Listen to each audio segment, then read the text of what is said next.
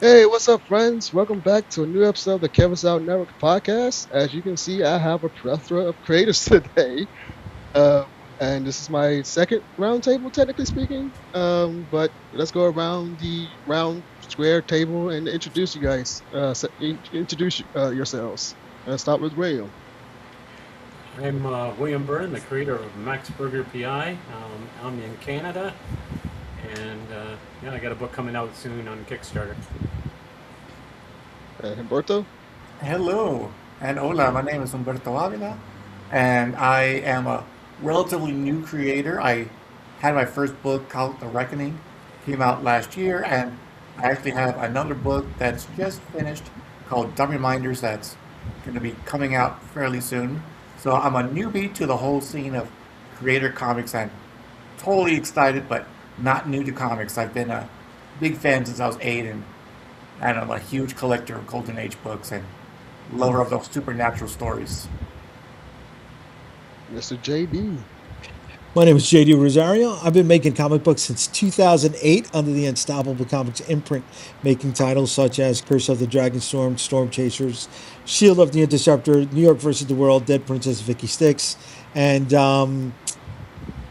love doing this stuff. Love talking to people about comic books, except for the guy that's next to me. I You just can't. pointed off screen, so I did. you just went to like your Dude, coworker. I'm doing this. I'm doing this on the phone. The I guy don't have the drinking usual coffee rig is set suddenly up. like, "This guy hates me. What is going on?" Oh my Yeah, God. well, now everybody knows who I'm talking about. No, I'm glad to be on here with everybody. Thanks for having me, Kevin. Tom Hutchison, that the guy JD hates. Yep. JD Rosario hates me. I'm going to add that to new hashtag from Oh, Tom God. hates everything to JD Rosario hates me. That's the new hashtag. New hashtag, guys. Oh my Tom God. Hutchison, Big Dog Inc. We've been doing this now for 16 years. We are celebrating 15 years of The Legend of Oz, The Wicked West this year. That is what we are focusing on for all of our releases. But we do everything: superheroes, westerns, horror, fantasy. But this year is our 15-year anniversary for our Western Oz, so that's what we're doing. Let's go. Right Mr. on. Kerry. Yes, Kerry Chugg. I created Sledge. So far, he has a three-part miniseries, and number four is out. There needs to be a number five that will be part two to the part one. That's number three, number four. Sorry. And I also host a YouTube channel, KC the Sledge Storyteller, primarily mainly focusing on public domain properties. Heck yeah, heck yeah.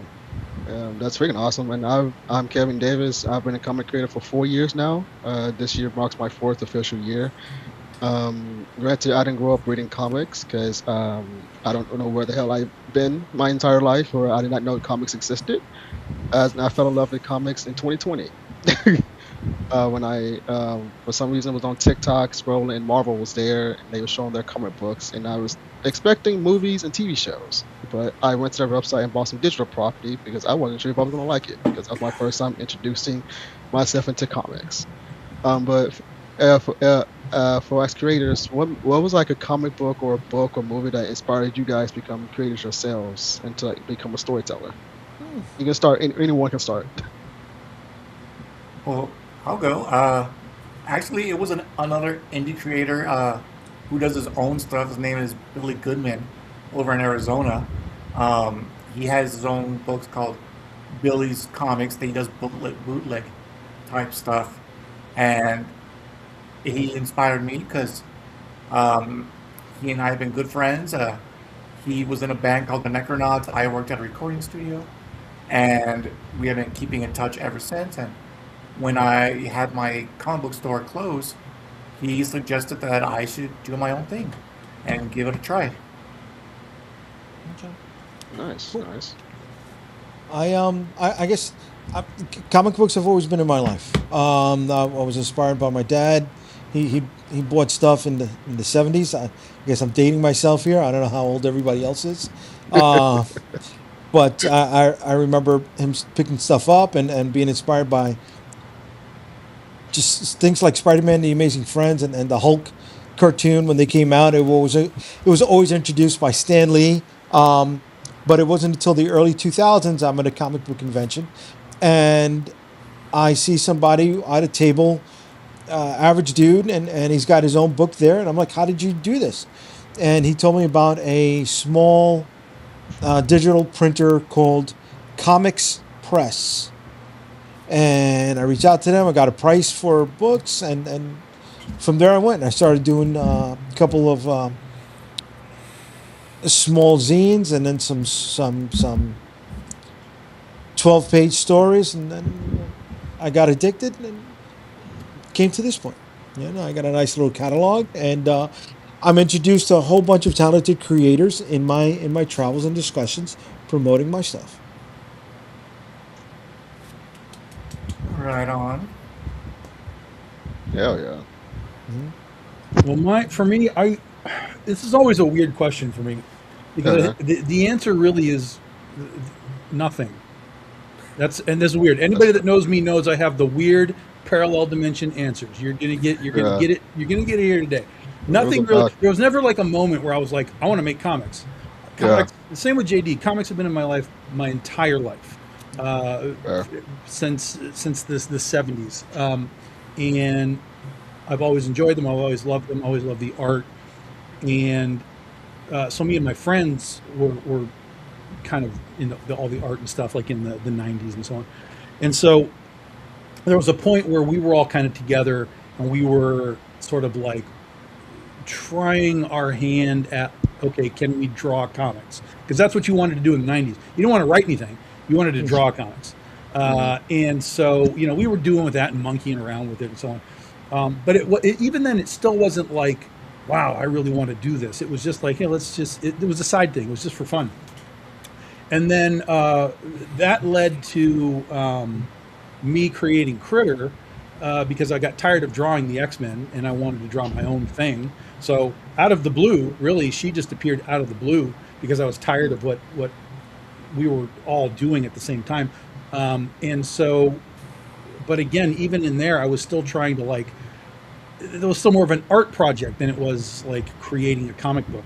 But over time, I started to realize, like, okay, even if I'm remotely good at this, now I got to draw cars and trees and horses, and I'm not advancing at any sort of level where I'm gonna be able to do this.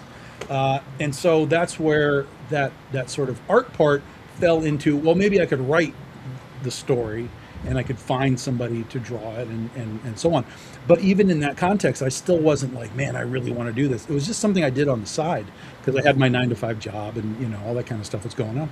So we had Critter running, we had Penny for Your Soul running, again in the background, and then I ended up losing the job that I had, that 9-to-5, because this was like 2009 when the housing bubble went kapoof, and we went into like the big recession. So before I went and so that was really sort of my only moment where it was like, okay, I can go find another job, or I can take what I've made over the last year or so, slowly focus on this now and see, is there anything here? Like what's going on? And so that's really the only point where I sort of made like a sort of a conscious decision to like, I'm going this way. And we're just going to see what this way is. I got rejected by every publisher that I pitched to, of course, which squarely put a chip on my shoulder that said, all right, I'll do it myself. And I just kind of stuck with it. We put out our first books in 2010. They sold out. And I was kind of like, all right, maybe there's something here. And that's just what I've been doing now for the last 16 years. Oh, hell yeah. I started reading comic books a long time ago, back in the 60s. My cousin used to be a big reader of Marvel comics, and I didn't have any inspiration to be an artist or writer or anything like that until 1975 or 76. There was a comic book that came out in Canada called Captain Canuck. And I picked up the number 30 issue, and it was on really nice, beautiful paper. And that inspired me to start writing my own characters. And then I didn't know anybody that could draw, so I started drawing myself. And then I moved off to another province, where I came up with a group of superheroes called HELP, which stood for Hilarious, Easy, Lazy People. And they were kind of like the inferior five. I think is it not inferior five? There was a comic in DC did where people they were tripped over their shoes and stuff like that, the dumb bunny and stuff like that. So I wanted to do Captain something like Carrot. that. And I came up with this character called Max Burger, and he's called the Mad Burger at first, and he was born from a microwave explosion, and he went and attacked people at restaurants. So I kind of liked the character so much, I made him into a hero, and I made him into Max Burger PI. And Interesting. so I recreated the origin. Still, he was born from a microwave explosion. It was at a restaurant called Brown Boys, and some woman tripped over a wire delivering some pop, and it spilled on the microwave where there was a hamburger in the microwave, and it caused the hamburger to mutate and grow intelligence. And he is found by a police officer who works for the Ottawa Police Department, and he lost his son and wife in a car accident, and he adopts the kid as his own. And he thinks he's one of a kind, but there's another that's creeping around in the background in that. And the father who finds him is based on a comic book store owner who passed away in 2002. His name was Harry Kramer. He had a comic book store called Now and Then Books. So his likeness is the father of the hamburger. Very cool. Yeah. Nice. Well, I've always, I started, superheroes caught my eye, late 70s, reruns of Adam West Batman and Super Friends, kept going, Spider-Man and His Amazing Friends, and I didn't start reading comics, it was always just the cartoons until mid-90s, and the more I looked at it, the more I thought what I could do differently, and so I figured, okay, I want somebody who's has to fight on has to do street level fighting, can mechanically fly, can mechanically deflect bullets, and develop from there. And the more when I look at it, well, I wanted him to have to fight people off, so that became a conundrum if I wanted him to be bulletproof, because I wanted him to be bulletproof purely because I got sick of villains with stormtrooper syndrome. So I thought, okay, let's have it be that his shield only deflects inorganic weapons, that he has to fight defensively if if a fist comes his way, or a baseball bat comes his way. And we have Todd Weiner just entered the chat, and Matthew Kreke. The question was, what inspired you to become a creator, Todd and Matthew? Go ahead, Matt. What was your question? I didn't quite hear it. What inspired you to become a creator yourself for storytelling and just creating in general?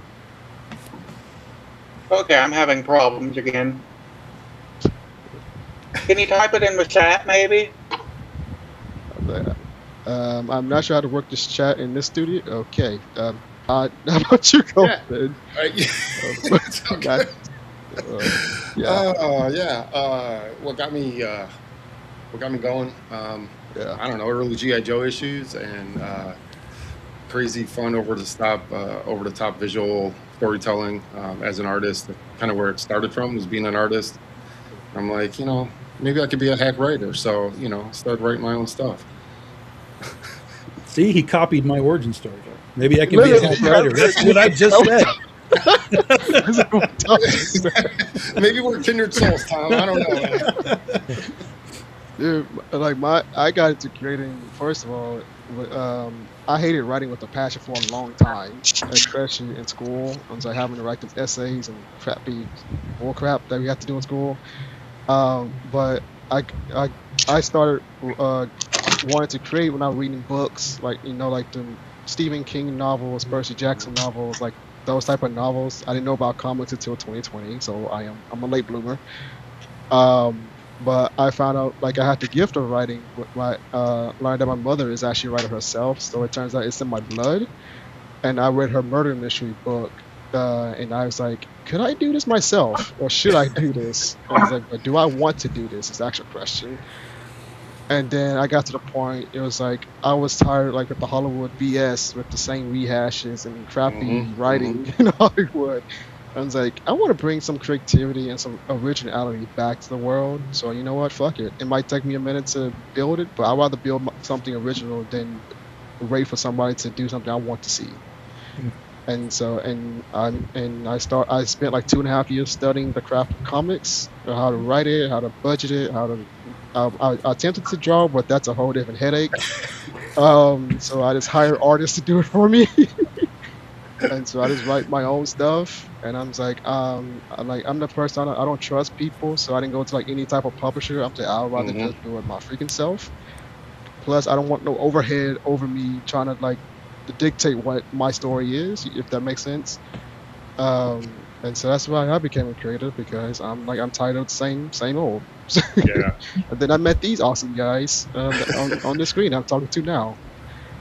I'm not sure if Matt, can you hear us? Yes, I can hear you. Okay. The question was, what inspired you to become a creator? How did I become a creator? Yeah, what inspired you to become a creator?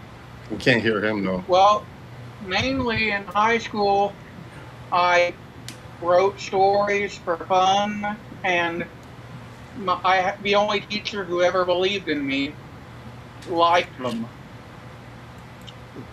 And I've always liked telling stories. And well, you guys can't hear him? I don't know. No. That's weird. I can hear him, but you guys can't hear him? I can hear him. Oh, okay. Can you hear me now? Just be me. Oh. I can hear him too. I can hear. Okay, Huh. I think it might be That's Tom. the dog Well, we can hear you, Matthew.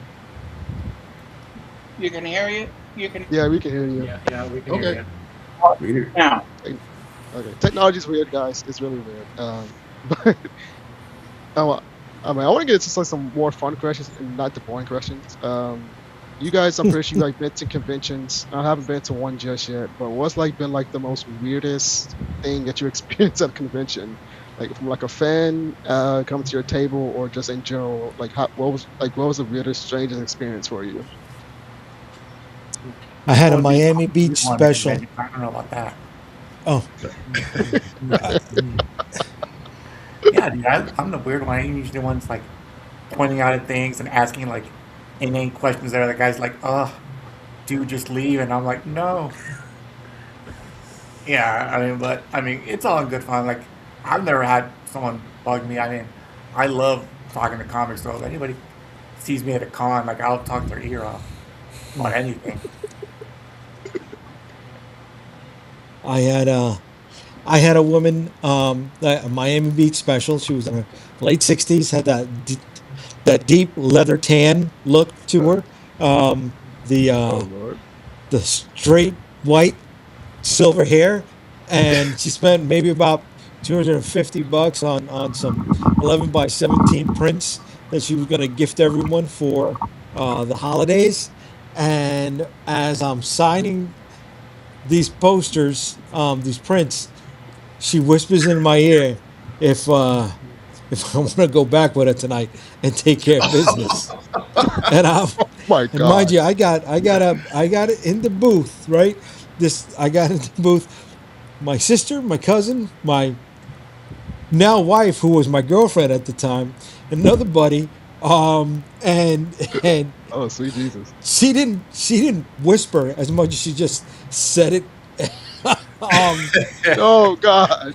just in my ear, and everybody's like, huh, right? Oh, my God. And she had these. I mean, each one of her boobs was like as big as my head, And I'm like, oh my God! And she keeps rubbing them up on me as I'm signing, right? And I'm like, Jesus Christ! And I got this on video. So it's not Oh something that God. I'm lying about. I can definitely show you guys. I just I won't promote it because she didn't give me the green light to do that. Yeah. But Yeah. that was the weirdest thing. She wanted a boogie that night, and I'm like, what?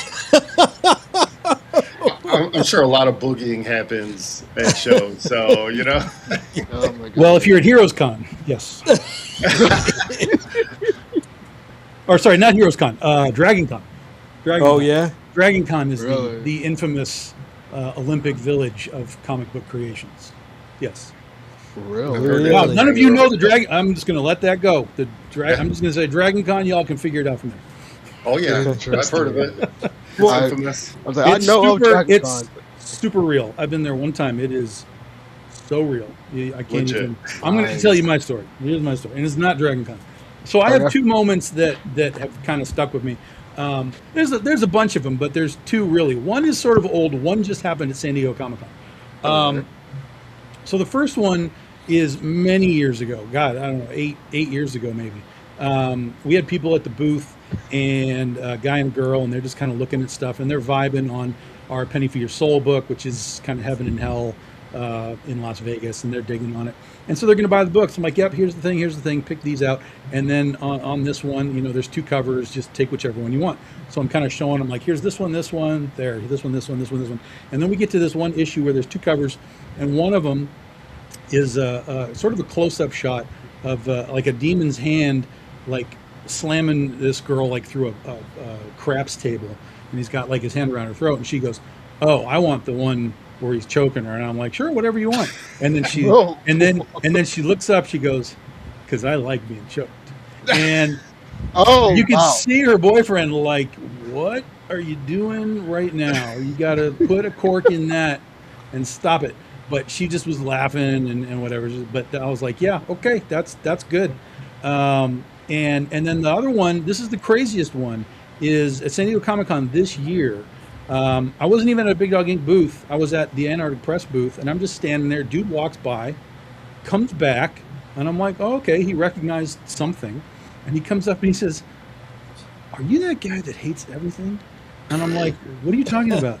He's all like, "Don't you do like movie reviews and like you hate everything?" And I was like, "No way that just happened in a room of 100,000 people. Dude just walks by and recognizes me from like literally these shows and the stuff that I do." And I'm like, "Yeah, that's me." He was like, "Oh my God, I love your reviews. It's so funny. I can't believe that I just found you out of the blue." And I was like, "Yeah, that's super crazy." Bro, that's cool. At least he didn't ask you to That's choke him really out. cool. No, Yeah. no, yeah. But that was a cool moment. That's a cool moment.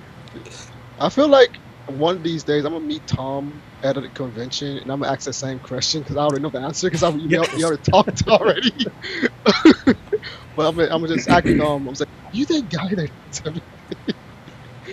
But yeah, Matthew, I'm not sure if you can hear me, but Matthew, have you been to like any conventions lately or ever? And what's like the strangest thing that's happened to you at a convention?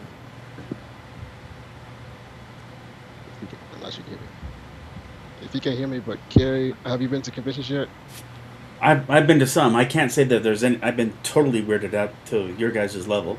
I mean, I like some of the quirks. I mean, my, the city where my hero operates. I basically, made it my hometown and just did the same thing as what DC does with Gotham and Metropolis, and so I liked it that one guy,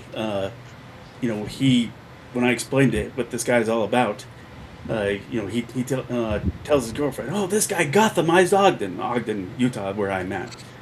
So yeah, I'd say that's the closest thing that I've had to anything weird. It was something that was jolting. Ray, what about you?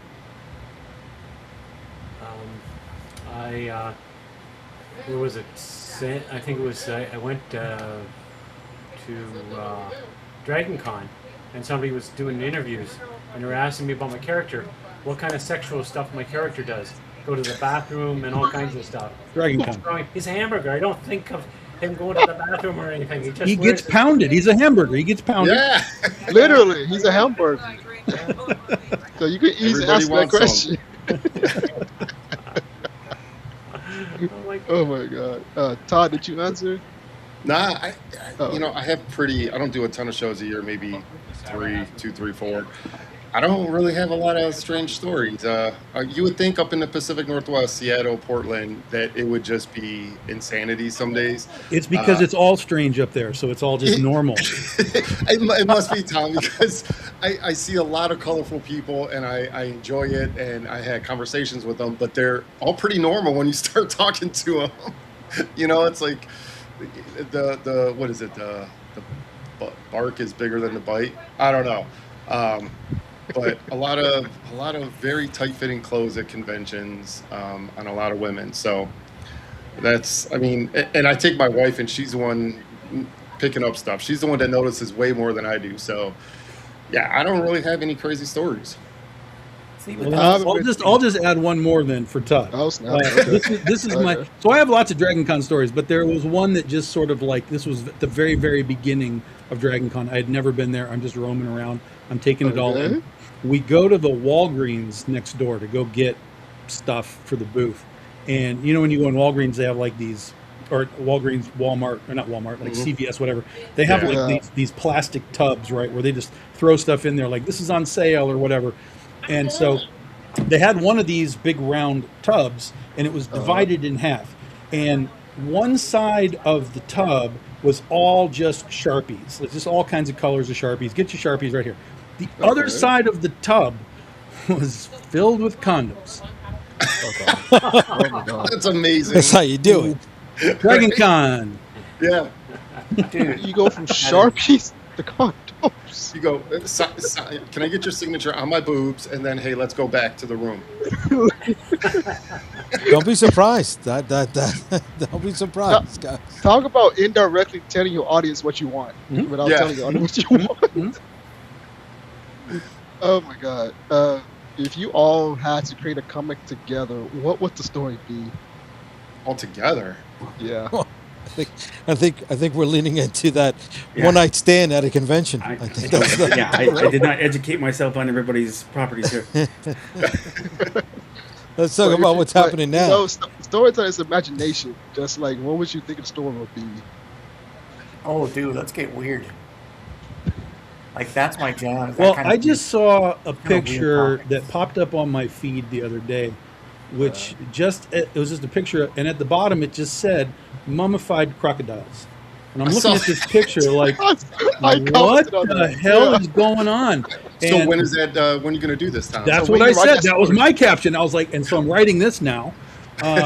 So I still don't know what it is, but mummy crocodiles is way better than cocaine bear to me. Like, give me mummy really is. crocodiles. That's There is fair. so much that I can do with mummy crocodiles. So that's the direction that I'm going in the back of my brain with that sort of piece of information Can we do that somehow I've never seen before. Like, I know I've seen like mummified cats and things like that over the Yeah. years, but Yeah. I've never been told that they mummified crocodiles. Okay. I never knew that. Yeah, that was new to me. That's when I saw that image. Yeah. I said, that's new. And it looked a little cartoony. It was like they had little cotton balls over their eyes. Well, or yeah, something. 100%. It was really weird. Like in today's day and age, you'd be like, "That's AI," but it wasn't. That was a real picture, you know. Holy smokes, that was actually it's real. just, Wow. it's there's so much that we think we know about specific cultures, and then Yeah. you open another chamber and there's something else, and you're like, "What the hell?" Mummified Oh my crocodiles. Yeah. I mean, you could start out with like cocaine crocodiles, and then they get killed, and then Well, they get have meth mummified. gator already. Meth gators. I'm are like, real. there is a meth gator. So they had technically already Meth have gator that. versus crocodile, cocaine crocodile, Oh my god. the battle of Can Florida. you hear me? Yeah. Yeah, we can Yeah, now. we can hear you. Okay. Can I answer a question? Yes. You were saying weird things that happened at conventions. Yeah. I have one. Okay, share it. So first off, I'm sorry about my internet. It's kind of spotty today. Yeah, you're good, Second, man. the weirdest event that ever happened to me at a big convention was called Silicon, where a guy told me I needed to repent because I had the nerve to sell video games at a. What the heck? Oh, I think his connection has been out again. I think we lost you now. No, I'm still here. There we Oh, go. okay. Okay. Now Like, we got whew. you. I just was pausing to see if, do you want more detail or is that enough? I kind of want some more because I'm curious to like what happened next. Well, he Like, what gave me a happened? pamphlet and then he started screaming, preaching, and everything else in, Yeah. thank God, the hallway where I wasn't at. But apparently he thought that if you're paranormal investigators, you're devil worshippers. Oh God. Yeah, that checks. Well, That you sounds get that about at right. Comic Cons all the time now. I mean, even Yeah. do you guys remember the Westboro Baptist folks from a number yeah. of years ago? They even Yeah. showed up at San Diego Comic Con one year, and they were. roaming I'm old around enough to doing know. that thing. Yeah. They seem to have Seriously. disbanded, but now you always see guys just standing out talking about the Bible and talking about idolatry Marcus. and whatever, and Yeah. it's just like, oh my God, just guys, we're making fantasy stories up over here. We're just having a good time. Like, Well, oddly enough, I went. If that weren't weird enough, I think the guy then bought the mall and kicked the Silicon out of the mall Oh my God. not a year later. He bought him. On your Either pocket. he or one of his friends did. Yeah, Yeah. I've got a what's really weird about that whole thing is I have so I write a book called Penny for Your Soul, which is basically about the end of days, Armageddon, if it were to take place in Las Vegas, and I don't know what you want to call it, priests, ministers, pastors, whatever their Right. denominational name is. They come to the cons that I'm at because they want to talk about that book, and they're not talking about it in like, why are you doing this? This is bad. They're just like, they have read it somehow, and they're like, oh, like you've read the Bible, like you understand the general, sort of what we're doing in the Bible, and then you're layering your stuff on top of it, and they find it really, really interesting. They don't take it seriously, which they shouldn't. So it's really kind of weird how there's like, even within that context of the religious, whichever way you want to go, some people are just like, yeah, we're going to stand out here and tell you why you're all bad, and then actual like pastors are going to come in and be like, this is really funny. Tell me where this came from, and let's talk about this thing. So yeah, it's a weird society, and every side of the coin has an opposite side. So Yeah. Yeah. True. That reminds me of how one of the popes said Harry Potter is not a sin to watch Yeah. Yeah, because it's not. it's just good guy versus bad guy when you boil it down. No actual witchcraft happened. My wife and I went to Salem, Massachusetts a few years ago on Halloween because it was like, I think Halloween was on. Oh hell yeah. I think it was a Thursday or Friday or something, and we ended up Friday or Saturday maybe, but we went there. It was absolute batshit crazy. If anyone has a chance, go to Salem on Halloween weekend or just on Halloween. There was like 120,000 people there, but they literally had people on pedestals, Tom, like megaphone, the whole thing, like you're going to hell, and then people were like, hail Satan, and like it was just like this battle of like religious beliefs. It was really, we just sat there and watched, and it was. There was a year at San Diego where there was an Omen TV show that was coming out based on the old movies, right? I remember that, yeah. For the whole weekend, day and night, they had hired people to wander around with big signs to promote the Omen show, and they were all walking around going, "It's all for you! It's all for you!" I was like, That's awesome. That's insane. And they were giving out little pamphlets and stuff, and I was like, that's crazy, man. Yeah. Maybe we should do that for our books. Just pay people to walk around well, shows. I mean, that's cosplayers, right? That's Yeah. that's just hire somebody to cosplay and act like your character. It was one of the interesting things. One of the guys that we worked with a long time ago, Wayne, he did a book called Nightingale, and so he had a cosplayer. We had a few cosplayers, but he had a couple of cosplayers that were with him regularly, and his whole thing was like, he doesn't just want them to cosplay and like stand around and be like, "Hey, I'm Julie and I'm a cosplayer." He wanted, like, specifically, he would tell them, like, I want you to create the Disney experience. I want you to be this character. No matter who comes up to you, you are Nightingale. And whatever questions they ask you, you give them Nightingale answers. It was interesting. It worked relatively well. Um, there was a couple of like YouTube interviews that were done where the interviewers were kind of like they weren't into it. They were kind of like, Yeah. "Oh, you're one of those people," and I'm like, that's a dickhead response, Yeah, dude. for Somebody's just sure. having a good time. And granted, he didn't know she's being paid to do it that way. Yeah. But you know, I that's kind of for me. I kind of look at it the same way. I'm kind of like, yeah, I am looking for cosplayers. I have some that have worked for me over the years, and they've been great. But I am looking for somebody to kind of be like dedicated character, models at cons and doing social media and stuff. And I think that I would agree. I sort of am like, look, when you're here and you're interacting, I need you to be that character. Now, I don't know that I would be like hyper strict and whip her if she like did something wrong. Of course not. But like, I think that there's a nice sort of dynamic there where you can be the character, but then Yeah. at certain times it's like, yeah, okay, we're interviewing. I'm Critter from Big Dog Inc. and blah blah blah blah blah. You know, so I think Yeah. there's a good middle ground Yeah. for that.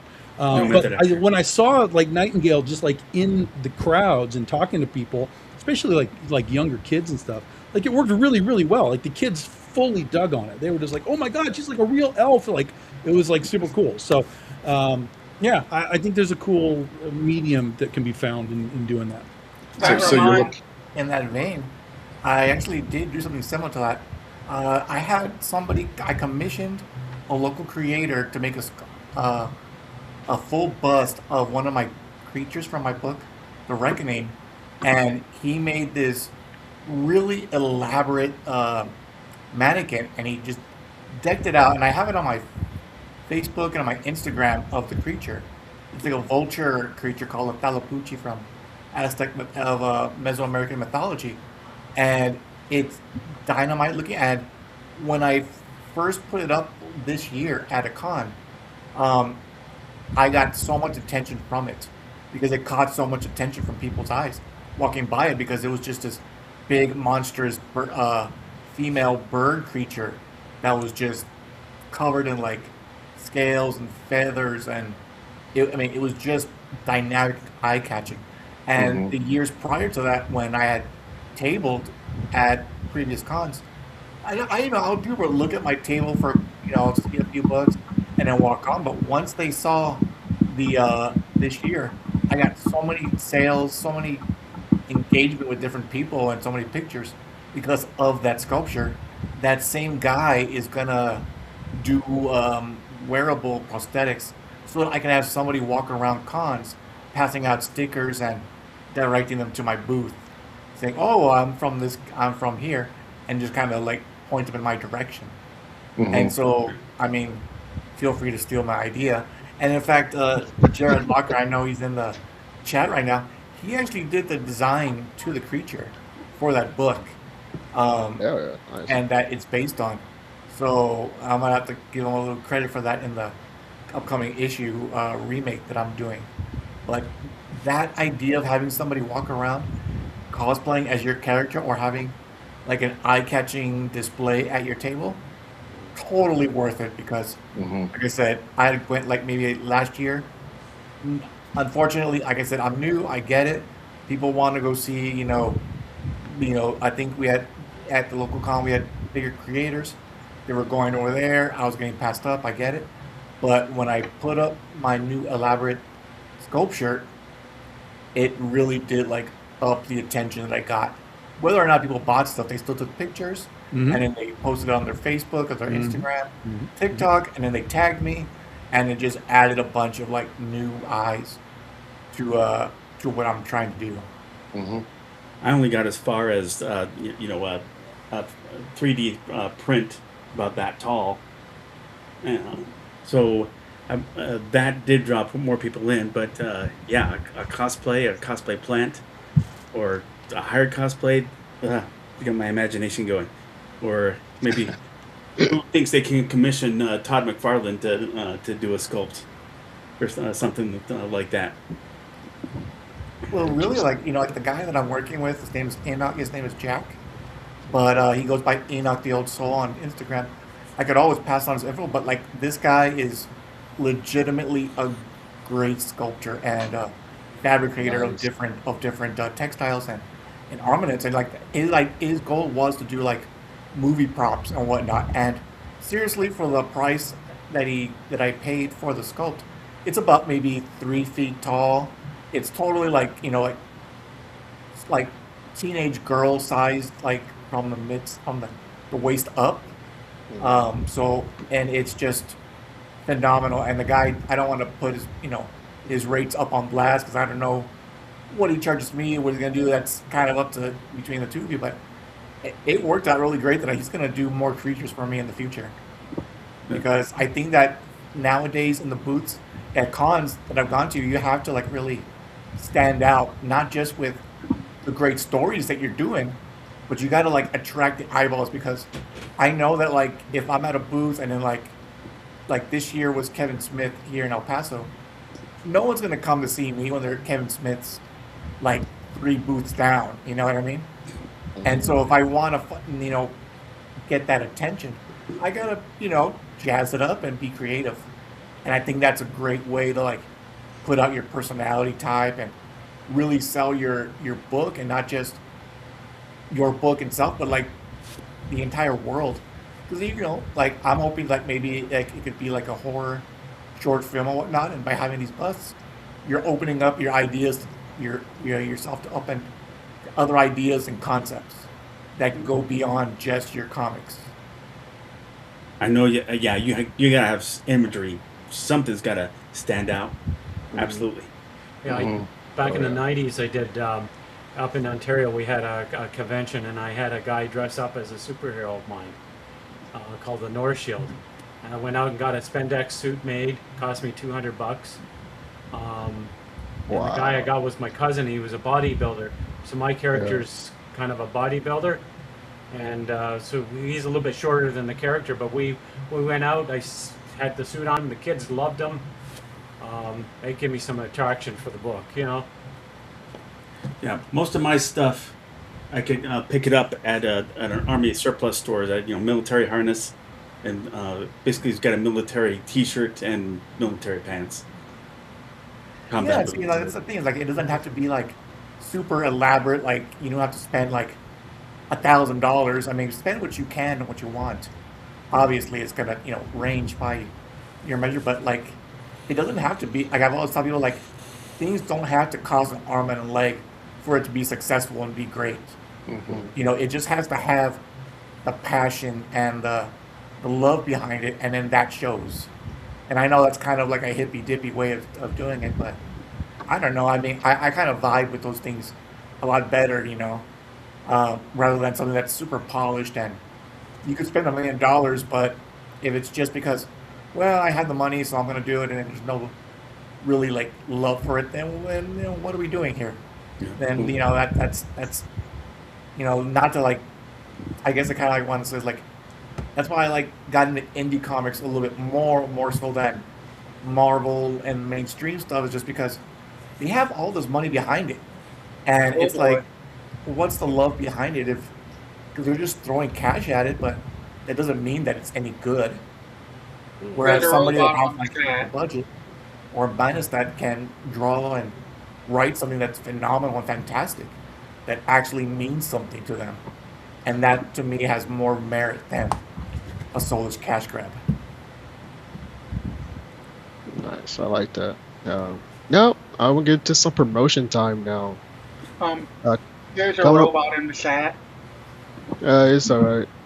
That happens all the time. It's alright, don't worry about it. Coming up first, Mr. Tom Hutchison. Once my laptop stops being stupid. Alright. Pull this sucker up right quick. Hold on. It's like, sorry, hold on, the screen's being weird.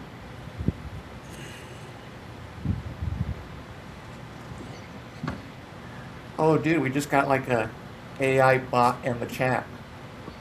That's what I was talking about. Yeah, that happens all the time. It's very weird. This pay is so much money. Jesus Christ. Here we go. Jesus Christ, wrong button. Oh my God, this thing is weird. But can y'all see that? Can Musical y'all see the chairs, screen? you gotta love it. Legend of Wicked West Ginger's Quest Part 2. Yeah, Tom, can you tell us what your Kickstarter is about? While I'm trying to figure out how to bring it up more. Yeah, so this, like I said, this is the 15-year anniversary of The Legend of Oz. It's a There we go. Western reimagining of The Wizard of Oz. So instead of ruby slippers, Dorothy's got Yeah. ruby spurs, ruby bullets, Toto's her horse. So we've been running this for a while now. This will be volume 7 for the whole series that we're doing. So it's called this story arc is called Ginger's Quest. If you have not read the book before, you can dive into this and you'll be able to catch up very quickly. We do have catch up tiers and trade paperbacks and stuff, but the book is written to a point where you can just kind of dive in and try it out if you just want to try it out, and you'll be fine. Nia Rufino has been doing covers for us since the beginning. That's her cover at the top there. And Nice. Karu is a new artist that we found there with the Cowardly Lion. Donnie Hadiwijaya and Sean Lee are the series artists, but they also did the main cover, which is the next one down. So that next one is the one that actually looks like what the interiors are going to be. So that cover there, that's what our interiors look like. So Donnie and Sean are doing an amazing job. Well, basically, it's grounded in what we understand as the Wizard of Oz. It's based on L. Frank Baum's books, the 14 books that he bought. But instead of like adapting it book by book for his 14 books, we kind of just take everything that he did and assume that it exists, and we use it as is needed or wanted throughout our story. So while we do his stories, Search for Ozma, the Battle with the Gnome King, things like that, we use those kind of as bullet points to kind of tell our story through his story. So it's not just like a one-for-one adaptation of like, oh, this is what happened in The Wizard of Oz. Now it's been turned into a Western thing. It is our story within Baum's sort of foundation. But we drift around through all the different books. We just did an anthology this year that we just got shipped out to everybody. With Overman Anu, the Glass Cat, the Silver Princess. So we go pretty deep into the Oz lore, but at the heart of the story, it's Dorothy and Ozma and the characters that most people recognize. But I think we do a pretty good job of inserting the characters that people were like, oh, I've never even heard of the Silver Princess, and we give you a hint as to kind of who she is in general. But of course, everything goes into the Western blender for us. So this is what comes out. So we'll be launching this tomorrow, noon Eastern time. This will be part 2 of Ginger's Quest. Part 1 is available, of course. And like I showed you before, this is the big omnibus that we just put out too. So we get the first 4 volumes in. Let me zoom you in right quick. Yeah, one gigantic book, 512 pages. Holy smokes! That'll get you started. Hell yeah! But you get the whole series in the campaign. So you can start wherever you want to start, but if you want to go all in, it's all available. Dude, that's freaking awesome. And I just posted the link in the comments, so Awesome. make sure you follow. Yeah, so that's like the sign up link. So if you click that, it'll let you sign up. That way, when we launch, you'll get a notification saying, "Hey, this is live. This is good to go." Yep, launches tomorrow. That's freaking cool. All right, that's freaking cool. All right, who's next? Todd Rayner, you're up next, buddy. My screen stops being stupid. Sweet Jesus Christ. Oh my God. And my technology. Here we go. All right, Todd Rayner. Tell us about Luke the Bloody Finale. Yeah, it's just my reimagining of fairies and vampires. This is the final issue of the story arc, 4 issues, self-contained story. Basically, the main character, Luke, goes to Salem to learn more about his heritage and his family. He found out in a prior story that he's a descendant of an ancient witch coven, so he goes to Salem because that's how his brain works. It's like, oh, that's where all the witches are, is in Salem, not the smartest guy. So goes there, kind of finds himself in the middle of a war between fairies and vampires, and in this reimagining of the lore here, the fairies are kind of on the top of the food chain. The vampires are more kind of the scum of magical folk. So the fairies protect, and the vampires just kind of feed frenziedly on people and magical folk and all that stuff. So this is the last issue. It's a lot of action. I've kind of built the foundation of a lot of the lore in the prior issues. You don't need to read any of the other books I published, like, as this is a self-contained story. So it's like an old school black and white horror book, if you like that kind of thing. Got a bunch of cool covers for this one, regular covers, virgin covers.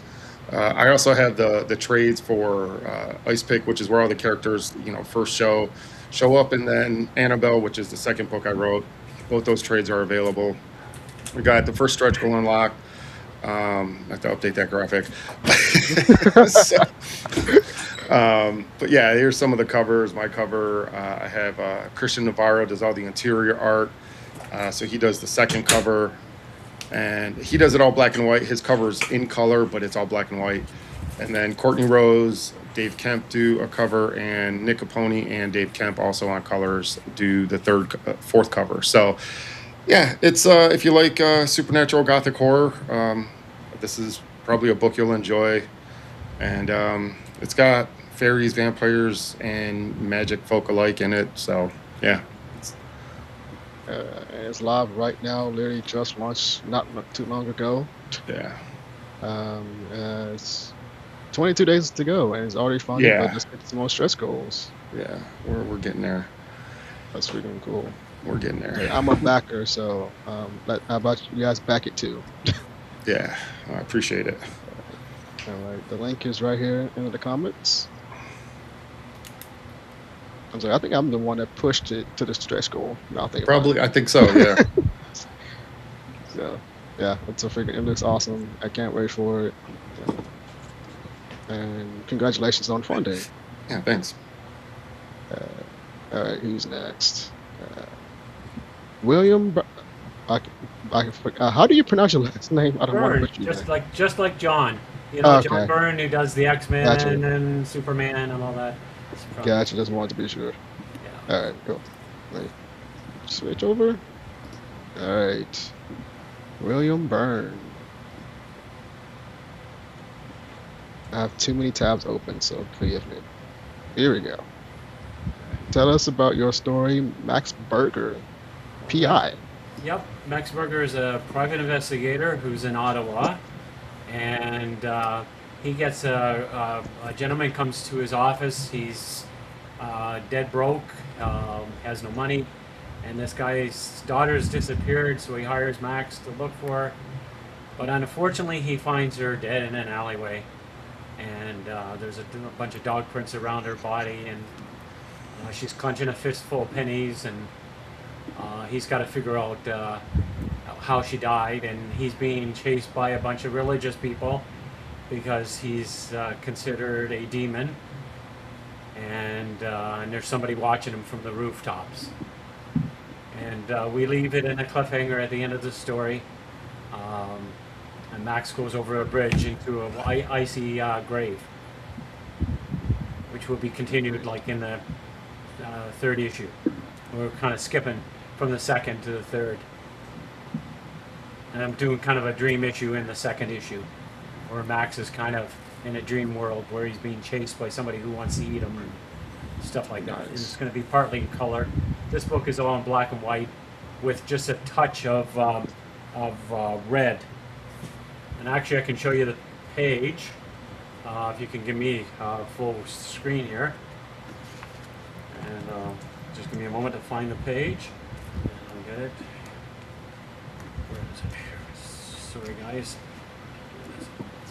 Because I have a prototype already made. I don't know if you guys ever do a prototype. These are the only pages that are in color in this whole book. Nice. Okay. Yeah. So there's somebody watching from the rooftop. Nice. Yeah. So this book is about the size of the Ninja Turtle magazine that came out, #1. Oh, nice. Okay. Some 7.5 by 10.9. It's got It's got a Wow. rubber on cover. Because that's what was on the Kickstarter page. Nice. Yeah. So it's 44 pages. And the link is in the description, in the comment section, so you guys can follow his campaign. And do you have a launch date for when you plan to launch it? I'm planning on September 1st.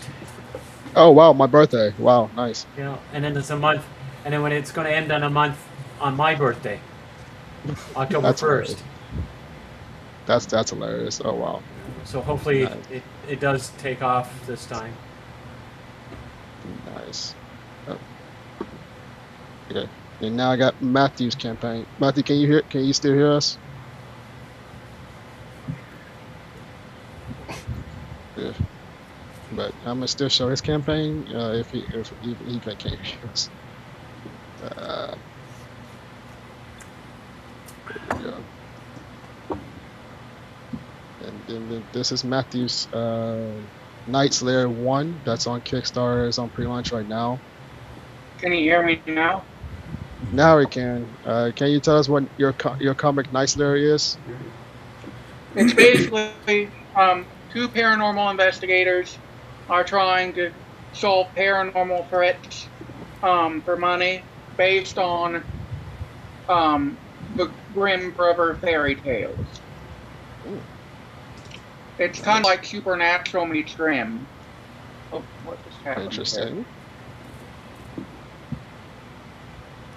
Sorry, I just got a warning on my pop-up. Oh, Now, what were we talking about? your comic Night Slayer. Oh, yeah. Issue 1 is a loose retelling of Rumpelstiltskin. Issue 2 will be a loose retelling of The Little Mermaid. But each one's... It's a Monster of the Week comic centering around two paranormal investigators who keep getting hired to solve these crimes in a world that doesn't believe in the paranormal.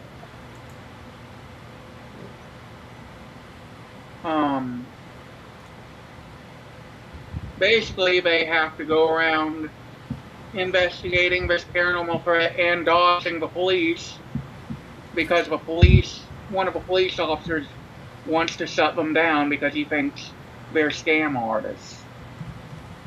But in this one, he asks for their help because a witness refuses to talk without consulting paranormal investigators.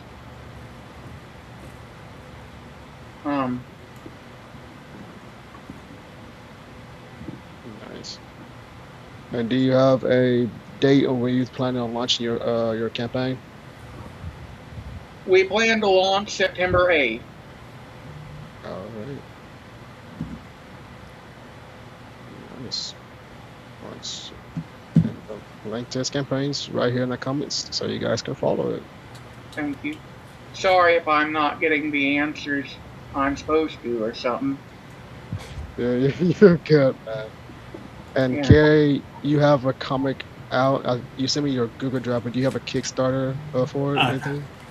So I need to produce more on my number 5 issue to establish that it's far enough along to pick up from there.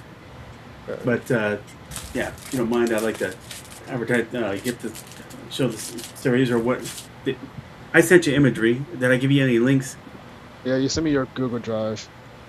Oh, but I mean, I can easily just enter the link to order quickly, and in the Indie Planet print, print on demand. But so I've got 4 issues out already now. So here's number 1, number 2. Hold on, let me spotlight you. Okay. So okay, Sledge. Essentially, I like to sum them up as poor man's Iron Man, gadget enhanced Batman, artificial Superman, and Peter Parker unable to get the spider bite, so he becomes a gym rat. But number 1, he dips his toes, gets his feet wet into crime fighting, and at the end he decides he can make that big leap to take on the local mafia, and here's the escalation. My Empire Strikes Back, and all comes into a head. There are both sides are licking their wounds, but they're victorious over the mafia. And so this is part one of a two-part miniseries. Whereas here, what you can see right here is that he's got a bunch of androids he's dealing with, and they are impersonating key figures. So that's the gist of it: Sledge versus a bunch of Terminators. So there's my link to it. Give it a look, and if you can, the more I can buy right there, the more prepared I can be to produce number 5. Nice. Well, we really like that Godzilla in the background. Thank you. So we came up on time, guys. Before we hop off, can you tell us where we can follow you guys on socials to keep up with your project and everything? Which one? I said we're about to hop off, but can you share your socials where we can follow you guys, where you can keep up with your projects? Yes. My Facebook page is called Ben Peak Comics, Ben, then Peak, and I'm KC the Sledge Storyteller on YouTube. I have a website. It's called -comics.com. Spelled DACH comics.com. It's my mascot is a dachshund. But that's my imprint is Dash Comics. You can also find me on Instagram and on Facebook, and that's where I can be found. Or through Humberto Avila as well. I post my book stuff on my personal one and the other page as well. And you can find. Oh, sorry. Go ahead, Matthew. Go ahead. You can find me on thenightslayers.com, and there will be some forms you can put in your email address and get the first book I ever wrote to read, a chance to buy the second book I ever wrote for $1, and a chance to unlock one of the secret Kickstarter tiers. And then I'm also Matthew Craig Author on YouTube and Facebook and Twitter. I think that's it. Okay, you can find me on X under Williams Pictures, or you can add me or follow me on Facebook. Just look for William Byrne. I don't have any other websites or anything like that. All right. Go ahead, Tom. BigDogInc.com is our web store. You can get all your back issue books and trade paperbacks and whatever you need. Legend of Oz launches tomorrow at noon, and you guys are welcome to follow me. We do most of our stuff on Facebook, so you guys are welcome to friend me up on Facebook. Everything kind of starts there and leads out to Instagram and X and everywhere else. Yeah, and I have Dark Space Studio is the website. You can also get all my books, original art, digital versions if that's your forte. Todd Rayner art is pretty much everything else. Dark Space Studio, Facebook, Instagram, TikTok, X, all that good stuff. I'm on Reddit too under Dark Space Studios. I also got a Substack, Dark Space Studios, where I do a deep dive into the creation of all the books I make. So yeah, I'm out there. And you can find me on Instagram at IamKevinDavisOfficial, and I'm currently reworking my website, but it's going to be Kevirsyle.com. And you can find me here at the Madness Network, because we're all mad sometimes, especially as creatives. But I'll catch you guys next time on the Kevirsyle Network podcast. Thank you. Thanks. Thank you. All right, gracias. Later.